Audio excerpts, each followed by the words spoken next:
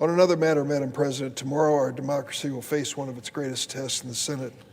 On January 7th, at close to 4 o'clock in the morning, this Senate voted to confirm the electoral victory of Joe Biden to be the next president of the United States. But we all know what happened before that vote.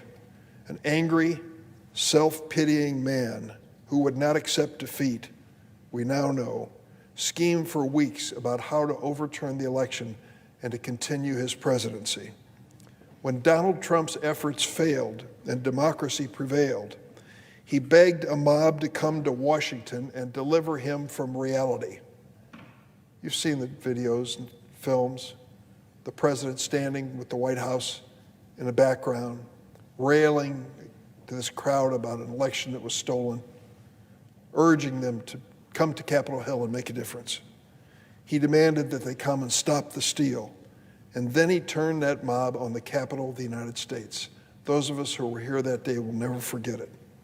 The outrageous insurrection that followed was the worst attack on this building and the most prolonged siege of the Capitol since the British attacked our capital in the War of 1812.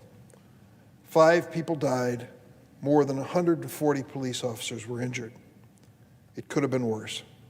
Senator Lindsey Graham, Republican, South Carolina, was right when he said the day after the attack, quote, "That mob could have killed us all."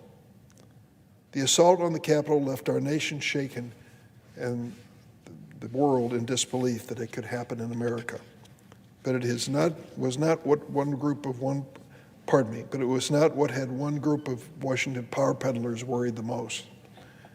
These Washington insiders scheduled a private conference call just 2 days after this attack on the Capitol.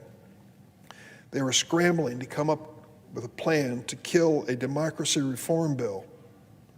The call was organized by the Koch brothers organization. Among the participants was Senator McConnell. A recording of the call found its way to Jane Mayer, an investigative reporter for the New Yorker magazine, who wrote about it.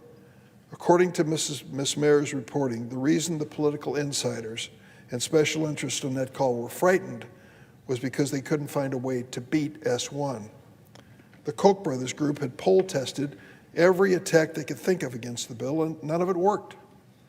It wasn't just Democrats who liked the reforms in that bill. It turned out the Republicans liked them too. According to a Koch representative who hosted the meeting, quote, "There's a large, very large chunk of conservatives who are supportive of these types of reforms." Surprise, surprise. What's a poor political insider to do when you can't manufacture a reason to vote against a bill?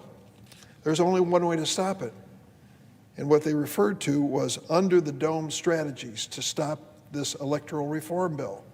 You know what that is? That's the filibuster, the kilibuster, that Senate procedure which requires 60 votes. They knew they couldn't win a majority, but they knew that it was tough to come up with 60 votes in favor. And that's what I'm afraid we're going to see tomorrow. I hope not. Last night I watched with many Americans as the movie Selma was televised.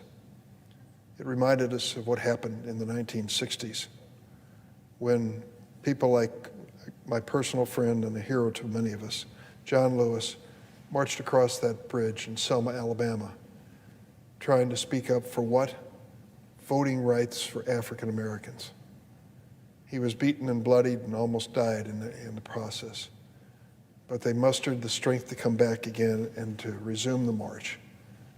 And they prevailed in passing a Voting Rights Act that gave a fighting chance for African Americans and other people to be able to vote in the future of America. This still is a challenge to us today.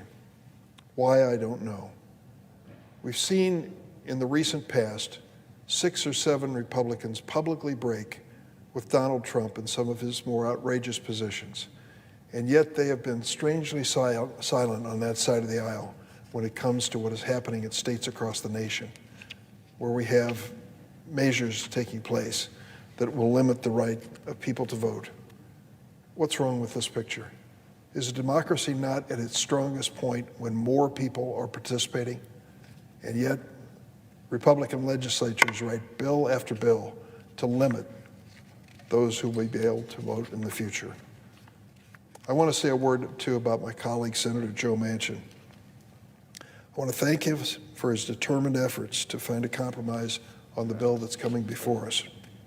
Senator Manchin spoke to everyone in sight, Republicans, Democrats, independents, liberals, conservatives, and he listened.